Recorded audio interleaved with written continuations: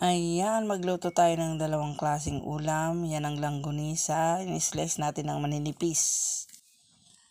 Lagyan ko ng sibuyas. At lalagyan natin yan ng egg. Ayan, lagyan natin sa kawali yung minix natin. At lutuin lang natin yan. Isasama natin yan sa ginasang gulay. Yan, ganyan lang. Gusto ko kasi luto na yung egg. Ayan. Yan ang style ng paggisa ko ng kangkong. Yan, nilagay ko lang dyan. At pagkatapos, ilalagay ko lang lahat at tatakipan ko. Halo-haluin niya ng ganyan. Yan.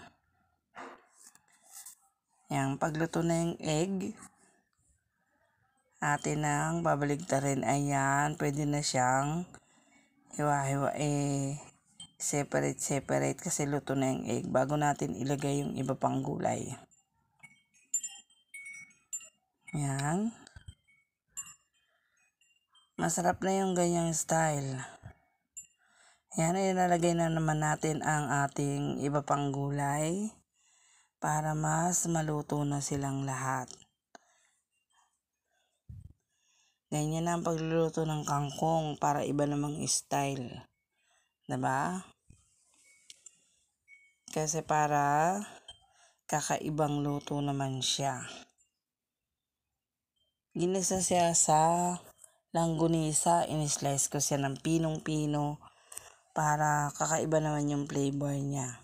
Kasi sayang nung langgonisa, leftover yan. So, nilagay ko na dyan para magkaroon naman ng flavor ang aking kangkong.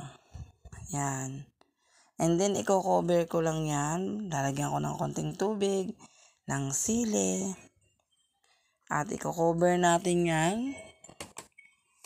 para malanta siya. At ayan, lanta na. Halu-haluin lang natin ng ganyan.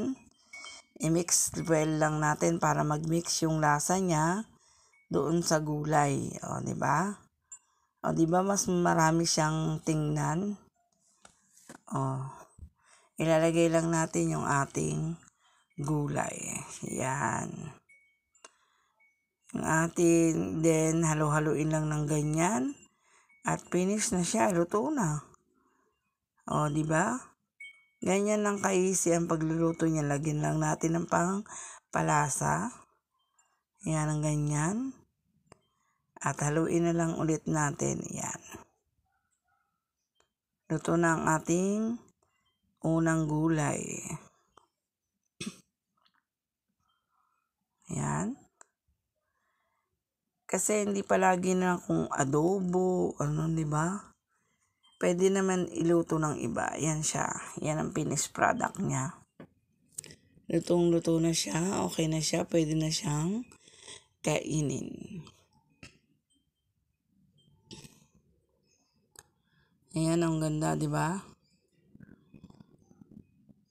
Maganda siyang tingnan. At masarap maanghang-anghang. O, ganyan lang.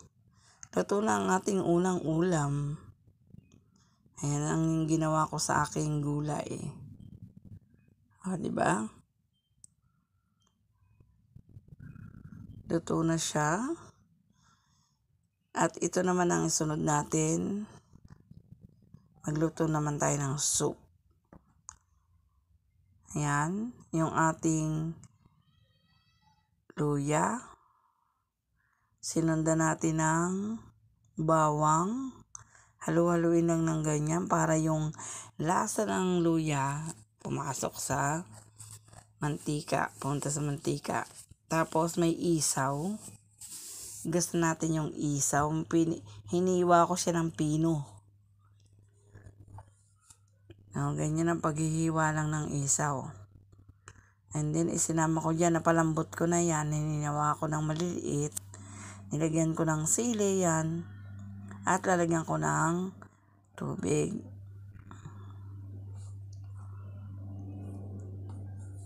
Nadagdagan ko pa ng tubig kasi not enough pa yan. Konti pa lang yan. Lagyan ko ng paminta.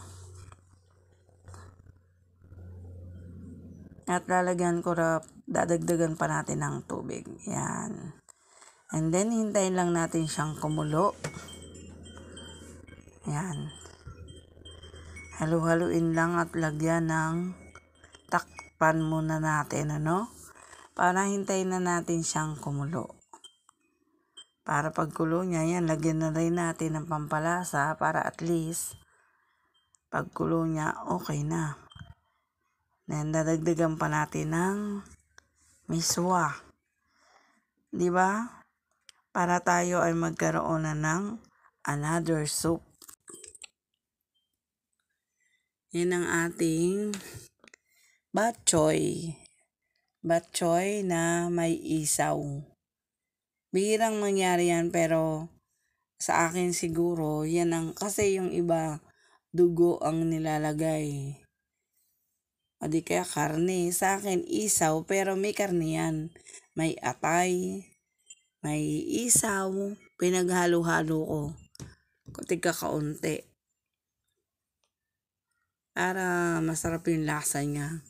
Then pag ganyan na kumukulo na, lalagay na natin si miswa. Ayan. Yan yung ating miswa. At masarap na yan. O, diba? Halo-haluin lang na ganyan. Meron na tayong soup na pwedeng higupin. Alam mo, pag kumakain ako, gusto ko kasi laging may soup. Mas maganda kasi takipan lang ng konti at ayan. Siyempre lalagyan natin naman niya ng sibuyas. Sibuyas na dahon. Ayan, okay na siya Inalis ko nga pala yung ibang ginggil niya, sobrang anghang. Ayan, lagyan natin yung ating sibuyas at luto na ang ating bok choy. At pwede na tayong maghain. Yan. At napakasarap na ng ating tanghalian. May isda. Thank you for watching.